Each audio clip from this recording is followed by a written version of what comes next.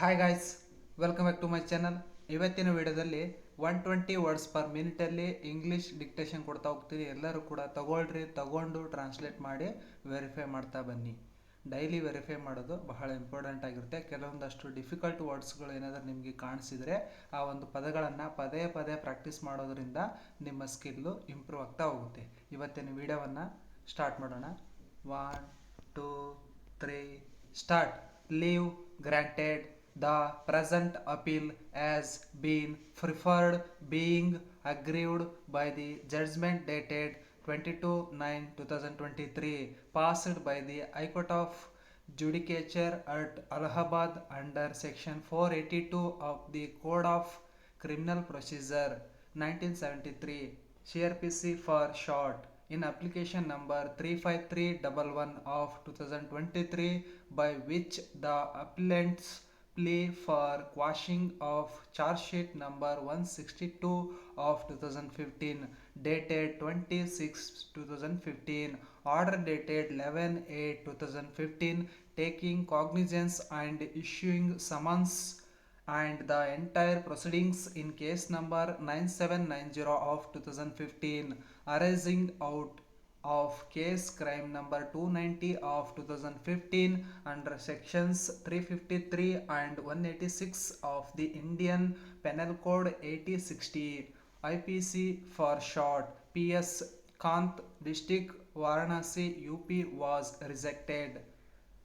Factual background: it is the plea of appellant that he is the owner of the premises and was in charge of managing and maintaining the hostel, which was being operated by a non-governmental organization named Sampurna Development India. This hostel at the relevant time was used for underprivileged children by providing facilities for their accommodation, education and other needs. According to the appellant, because of certain personal disputes with one KV Abraham, the latter instituted 6 false cases against him. 4 of them resulted in his acquittal, while in the other 2 discharge applications are pending.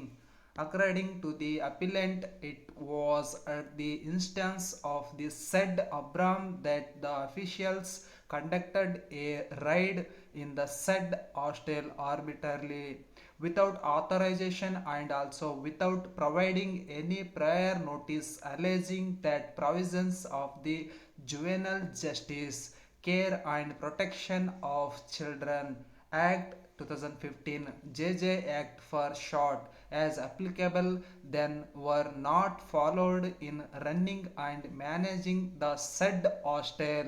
The appellant that the officials illegally conducted the raid on 3/6/2015 and sought to transfer the children accommodated in the said hostel to some other location, purportedly on the ground that the hostel was being run without proper authorization from the competent authority under the JJ Act.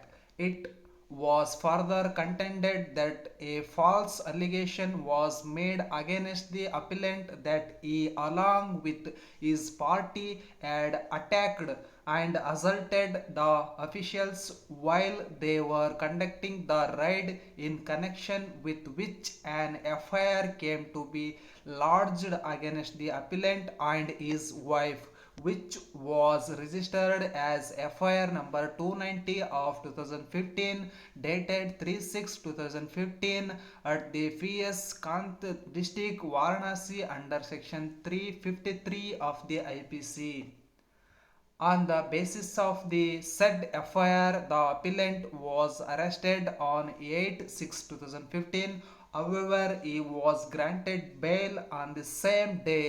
Subsequently, on completion of the investigation, charge sheet was filed before the Court of Chief Judicial Magistrate Varanasi in connection with the said FIR on 26/2015, alleging commission of offences under section 353 and 186 of the IPC. Pursuant to the filing of the charge sheet, the Chief Judicial Magistrate Varanasi took cognizance and issued summons to the appellant void order dated 11/8/2015, against which the appellant submitted an application for recalling the said order, which is pending before the court of CJM Varanasi. According to the appellant, a complaint alleging commission of an offence under section 186 of the IPC would be maintainable only if it is preceded by a complaint filed by a public servant as mentioned under section 195 subclass 1 subclass A of the CRPC before the court or magistrate, but there was no such prior complaint filed by any public servant before the magistrate. Further, though the FIR was filed under section 353 of the IPC, there were no ingredients to make out a case under the said section.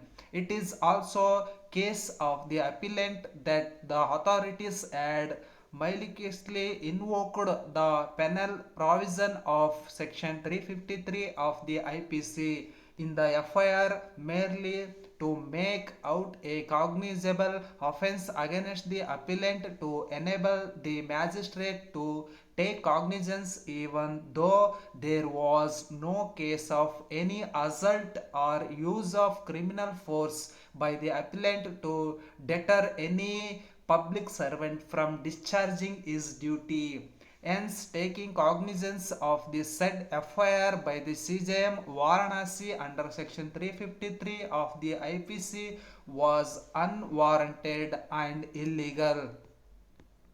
Accordingly, the appellant approached the Allahabad High Court invoking jurisdiction under section 482 of the CRPC, seeking quashing of the aforesaid proceedings, that is crime case number 290 of 2015, pending before the CJM Varanasi, and order taking cognizance and issuing summons in that regard.